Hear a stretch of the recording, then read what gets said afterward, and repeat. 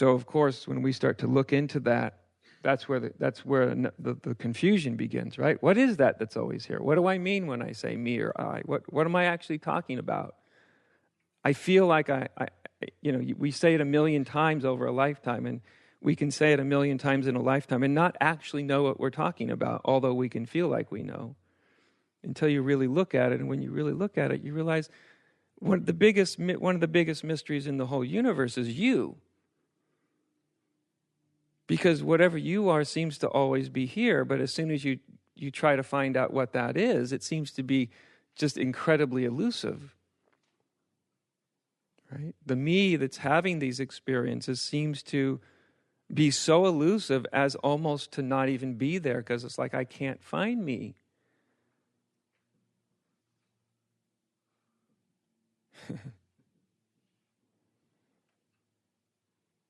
But of course, the obviousness of what this term I and me really refers to is right there. It's not hidden, right? It's not some sacred,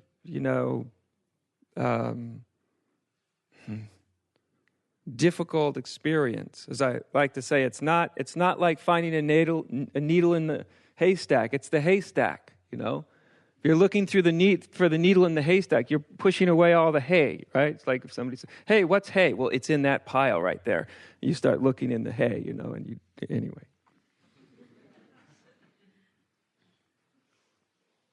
I probably wore out that metaphor years ago. It's one of the drawbacks of teaching for a while. Okay, so what always seems to be here? Well, there seems to be this absolutely basic, I say basic so you don't start looking for some wild version of it, just your ordinary, everyday awareness. All experiences seem to unfold and be witnessed by and experienced by. There seems to be awareness seems to be the common denominator in every experience, every moment of your life. You don't seem to be able to get away from it, right? Even when you want to get away from being aware, you can't. Because sometimes people want to stop being aware, right? I just want to turn it all off. When you're having a terrible day, I just want to go to sleep, which means I just want to go into oblivion and not feel this anymore for a while. I want to wake up, so I don't want to go into real oblivion, but temporary. Which is a way of saying, I want to turn this damn awareness off, right? So, okay, every night you go to sleep and you kind of turn it off. At some point it may not turn off, but that's a whole other story. But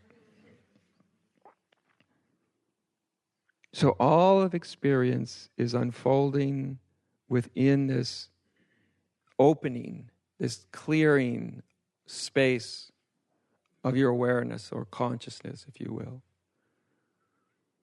And it's the difficult about modern day is we've heard all these things for the most part. If you're into spirituality, you've read all this stuff, and so you hear the words, and it's so easy for us to just think, I understand it, I got it, I've read the word, and I know what it means, and you can't actually understand awareness. If you think you've understood it, you're more confused than somebody who's really certain that they can't understand it. You can't really subjectively understand it that well. And it's an amazing thing because it literally, subjectively speaking, it lights up your world. It's the thing that you can't take away. If you take away, there's just oblivion. In fact, there's not even the experience of oblivion without that, without awareness, without consciousness. And yet, this thing that's always there and always operating and always functioning in this moment as much as any moment that it'll ever function, this thing that seems to always be sort of the background of every experience, is not something that you can get a hold of, right? You can't see it, you can't taste it, you can't touch it, you can't feel it. You can't find it and you can't lose it. Now that's a pretty weird thing. There's not many things in life that are like that. Most things you can touch, taste, hear, smell, you can find them, you can lose them. Experiences are like that. You can have an experience and you can lose it, you can find it and it disappears. But awareness is sort of a totally different nature. And it's the confusing thing because it is unlike everything else that's happening. Nothing else is like it. And yet we try to relate to awareness as if it was kind of like other things, that it was like an experience, for instance, and yet it's not. Or like it's this thing, but it's not this thing. It's the clearing, it's the aware space in which things are perceived. And so it goes. Now, it's easy to lose track along the way, even in this little talk. That when I'm talking about, we're looking at for the moment the nature of awareness, then remember where this all started and what it really is. Where it all started and what we're really doing is we're looking into the nature of your own being. Because if you forget that, you just think, oh, I, whatever that am, now I am looking into awareness. And, you project awareness as another object that you're analyzing. But that's not actually what's happening. Awareness isn't an object that you can analyze. It's that which sees you analyzing it, which notices the analyzing. Like I said, it lights up the whole... It lights up your entire experience of being.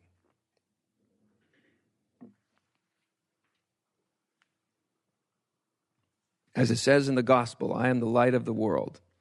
And we go, ooh, wow, you're a big shot.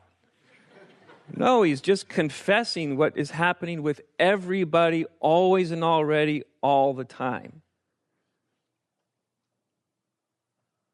It's giving voice to a universal truth. So, when you start to look into your true nature, in one sense, I think as I kind of hinted at yesterday, inquiry is kind of a way of just getting you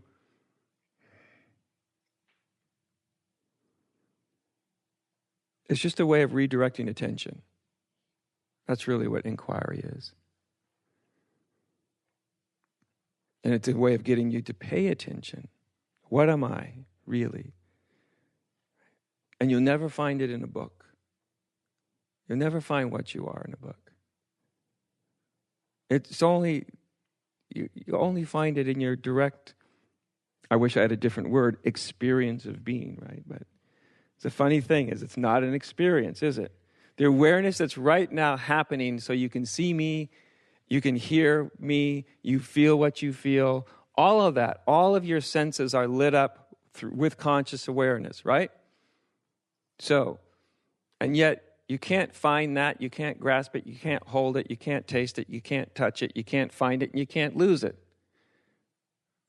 Now, what else in life is like that? Right? But it's the common denominator. It's always there, right? It's always, always, always, always, always, always there.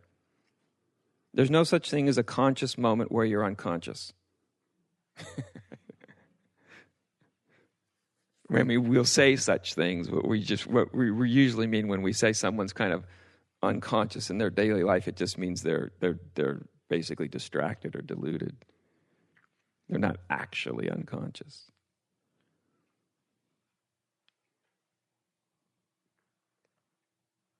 So in spiritual circles, I've stayed away from the word that's usually used in spiritual circles because it has a lot of drawbacks. And usually what in spiritual circles they call this like the witness, right? The witness. But even to say the witness implies that there is a witness. But the funny thing about the witness is there is no the or a. There's just witness. There's just witnessing. There isn't actually a witness. There's just witnessing. Right? Now, I remember when this started to dawn on me, and in Zen, they don't give any of these kind of talks. They don't really tell you much of anything. Sometimes you think they're just purposely confusing you, but they're not really, but it can feel that way because they don't lay anything out. And there's a wisdom to that because it means you have to find it out for yourself, right? You have to find it out for yourself. I remember the day that it just sort of occurred to me, and I just got on like, oh, geez, there seems to be this awareness seems to be the constant in every and all experiences, right? But wait a minute, I noticed what's aware of that awareness, and my mind started to play this trick as if there's some infinite regression of witnesses or something, but that was just a little trick of the mind. But I knew I was onto something because I'd finally been started to be pulled out of the addiction to experiences. And I was like, hey, what's having the experiences? What's this thing that's like conscious, aware, awake to everything? Maybe that's important. So as we pay attention to that, and really what it is just that you just acknowledge it. It's the practice of simple acknowledgement. What else can you do if you're not chasing a particular experience? It's the practice of acknowledgement. When I look deeply and profoundly into what I am, into what seems to always be, well, at some point, it starts to become pretty obvious what seems to always be. Lights on state of awareness. That seems to be the common denominator in everything. I can't grasp it. I can't hold it. I probably don't even understand it. And the nice thing is, none of that matters. The practice is the practice of acknowledgement. It is. Awareness seems to be always, and it also seems to be already. So before I do my awareness practice, before I try to bring more awareness to any moment, there's already awareness of that moment, right? So you're always beat to the punch. It's kind of like silence. Before you try to be silent, the silence is already there. If you ever doubt yourself, if you ever have any doubt about it, you can just sit down, meditate, and ask yourself as soon as you sit down, is it actually true that the silence that I'm just about to look for isn't already here already? And within seconds, you'll go, holy smokes, it's already here. There is a silence. Now, what was I going to chase? Oh, silence. Does that make any sense now? No. In fact, to chase it would be a denial that it already exists. So what do you do if you find yourself in a situation like that? You just give acknowledgement. Oh, what I was just about to look for, apparently, I'm starting to notice is already here. And you just rest with the acknowledgement, with the knowing of that, with the feeling of that, you might say. Oh. Awareness. Oh, it seems to already be here. Oh.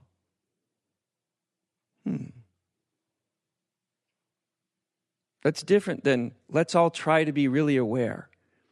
Because the first thing you have to do to try to be really aware is to deny that you're already aware. Right? I have to be aware. Why? Because I'm not aware. But you have to be aware even to know that you're not aware, don't you? Oh, yeah, what am I doing? I don't know. What are you doing?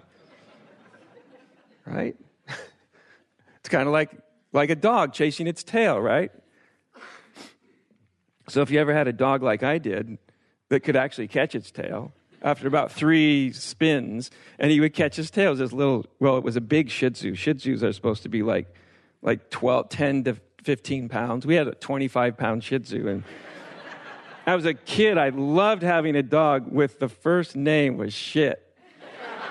Shih Tzu. And so I went all over the neighborhood saying, guess what kind of dog I had. So anyway, we had this monstrous little Shih Tzu, he would do what dogs do occasionally, and he would see this thing dangling over here and kind of moving everywhere, and he'd go, "Hey, what's that?" And he'd start to chase it, and da-da-da-da.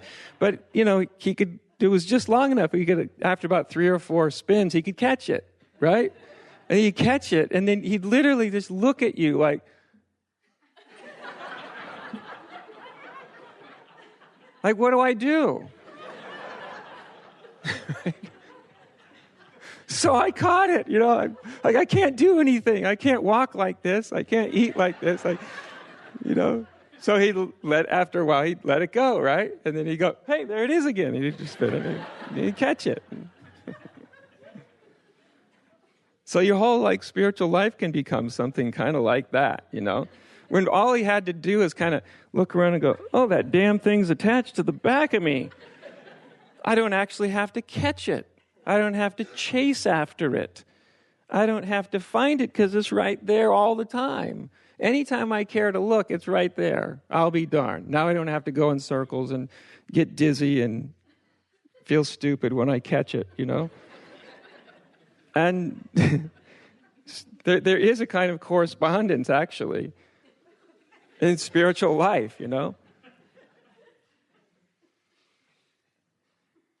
And it's certainly that way with consciousness or awareness. And you go, "Oh, what am I doing searching for it? What am I doing searching for a consciousness that's already conscious? What could be more ridiculous? I'm like a dog chasing its tail." And so it's not that you go, "Okay, well then this whole thing is done," and you crack a beer and walk away or whatever, unless that's what you want to do. But the other internal gesture is just like, "Oh, it is."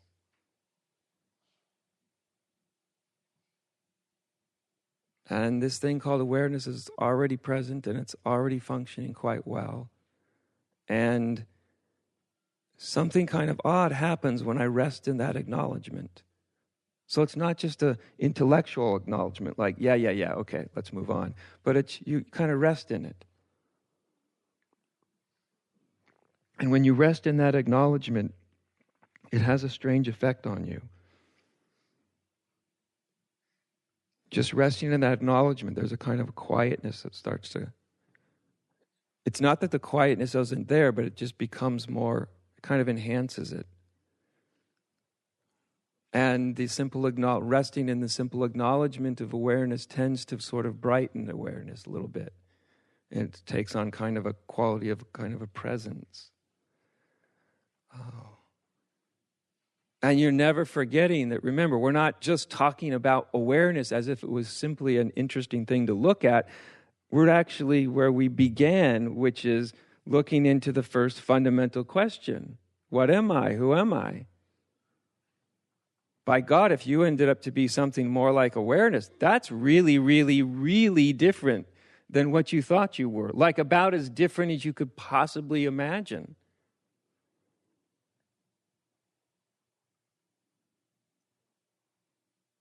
But as you kind of rest with it, it starts to come together like, "Oh yeah, I understand a little bit. No wonder they say you can't grasp it and you can't lose it. Oh, I get it. That's why they say it's not an experience. That's why they say it's empty. I always thought empty was like an empty box, but this is like awareness is empty. You can't find it, but you can't lose it. It's kind of a weird, strange thing." Oh, and you just rest in that. And at any point along the way, the little click in the brain, the click that you can't make happen, but happens if you create the right environment, you might say. The little click in the brain that goes, "Oh, this awareness thing, this isn't simply something I'm noticing. This is actually something I am. The only thing that notices awareness is awareness.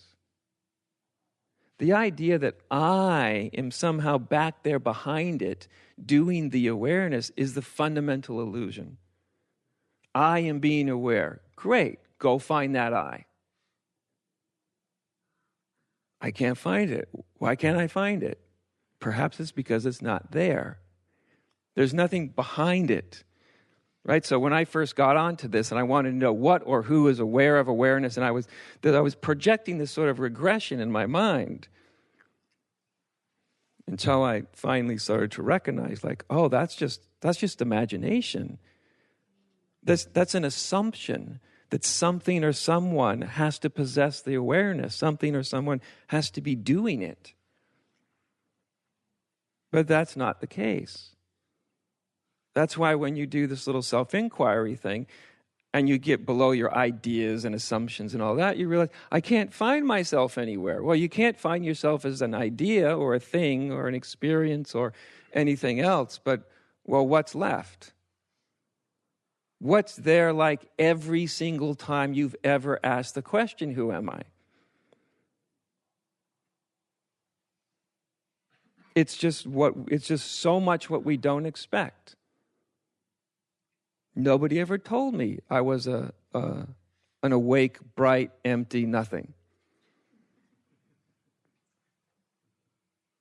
I thought I possessed it. I thought I was the one that was aware. Well, just change it a little bit. Not you. You weren't the one who was aware. You were the awareness itself. Oh, that's a little click in the mind, a little aha. That can change everything. That will change everything. That'll be like one of those moments where forever after you will look at life before and life after that moment. I don't mean to say that you necessarily will have some big mind-exploding experience. That might come as part of the package. It might. And it might not. And guess what? It doesn't matter. Because remember, the consciousness part, the awareness part, it's not that experience.